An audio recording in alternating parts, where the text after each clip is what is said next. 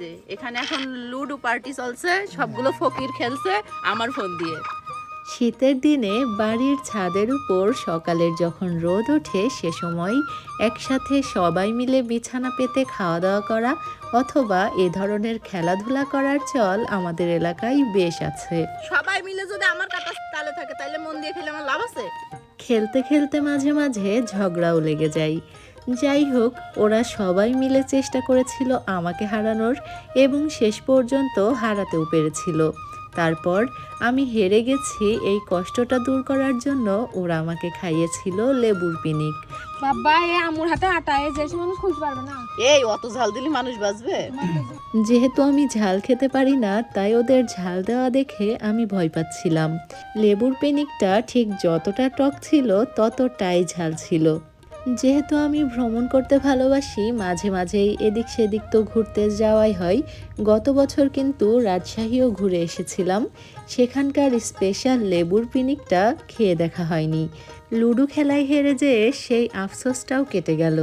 এটাই ছিল আমার প্রথমবার লেবুর পিনিক খাওয়া। তবে এই মুহূর্তে আমি যখন ভয়েস ওভার করছি তখন আমার আবারও ইচ্ছা করছে লেবুর পিনিক খেতে। যাই হোক, সেদিনকার লেবুর পিনিক খাওয়ার স্মৃতিটুকুও আপনাদের সাথে শেয়ার করছি। এই যে সবাই খেয়ে ফেলেছে আর এটুকু পড়ে আছে, কেউ রোস্ট করবে না। লেবু এই যে আর এটুকু আছে, এটুকু সম্পূর্ণ আমি খাবো, আর কারোর দেবো না। এই যে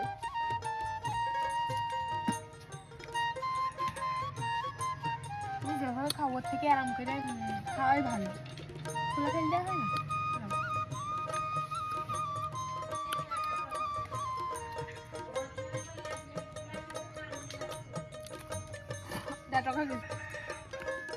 লেবুর পিনিক খাওয়া তো শেষ, চলুন এবার আপনাদেরকে আরও একটি মজার জিনিস দেখাই।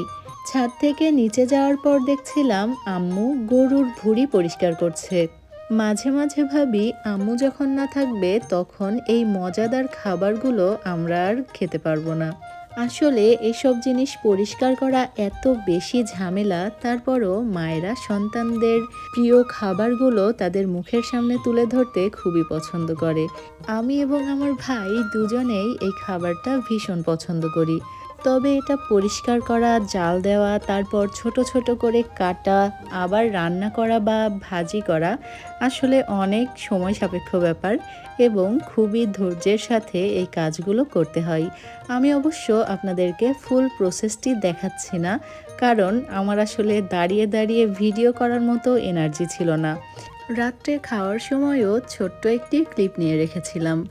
বাড়িতে যাওয়া মানেই আম্মুর হাতের মজার মজার খাবার খাওয়া, সবার সাথে গল্প করা আর অনেক অনেক মজা করা।